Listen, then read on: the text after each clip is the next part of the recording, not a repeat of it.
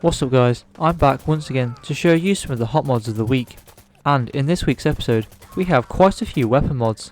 And speaking of weapons, Fallout 4 is always getting different weapon mods ported from different games. And this first mod is another example of that, with the Doom 3 Super Shotgun. And you can acquire this weapon by crafting it at a chem station. And it's going to require a small amount of crafting materials and no perks. And in terms of upgrades, you have the choice of 9 receivers, 3 barrels, 2 stocks, 4 sights, 3 muzzle attachments including none, and finally 6 damage options to balance the weapon. And speaking of balancing, this weapon is absolutely insane. I was so excited to use it that I didn't even put any upgrades on it. I just went and started killing raiders without even thinking about it, and this weapon out DPS's some other weapon mods that I've looked at without even having any upgrades on it. And this, quite frankly, does not surprise me, as it is, well, the Super Shotgun from Doom after all. And with that, let's move on to the next mod.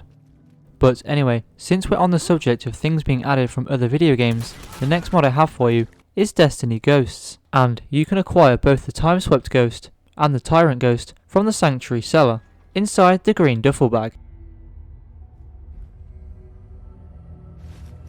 Now, if you've been playing Fallout 4 for long enough, or you've encountered the right kind of mods, you'll notice that there is actually more than 4 armor slots. In fact, there is actually dozens. And the reason why I'm bringing this up is because these ghosts technically count as armor pieces and are going to use slot 55. Now, originally, these ghosts were supposed to be craftable at a chem station, but unfortunately, that feature has been disabled.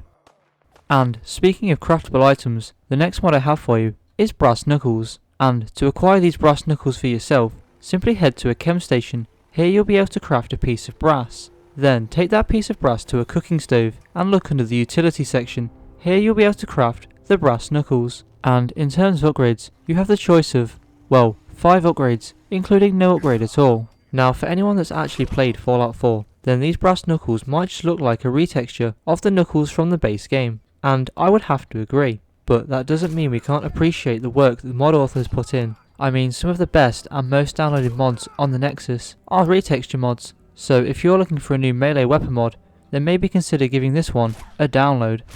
Now the next weapon mod I have for you is Sawn-Off Shotgun, and you can acquire one of these 2 weapon mods from any suitable loot source, or you can do what I did and just use the console commands. And to do this, simply open up the console and type in help Sonoff.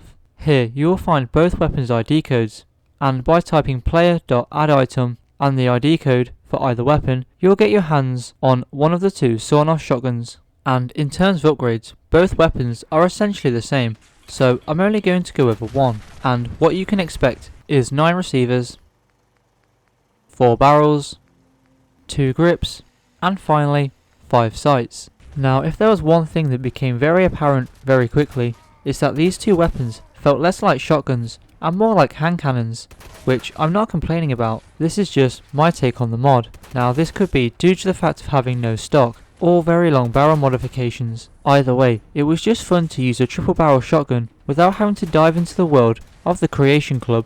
But anyway, I think that just about does it for this mod. On to the next one.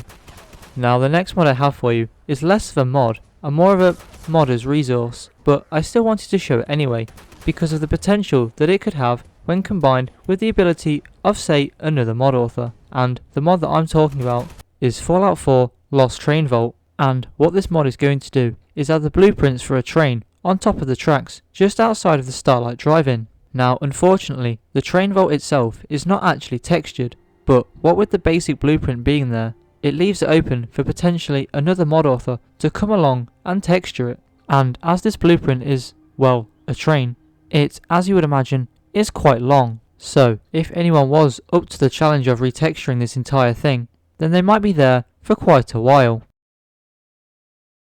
And of course, the last weapon mod that we have for this week's episode is Crossbow, and you can acquire a crossbow from any suitable loot source, as it's added straight into the leveled list. And in terms of upgrades, you have the choice of 4 receivers, 2 reloading winches, 2 stocks, 5 sights, and finally a choice of reloading handle or no reloading handle.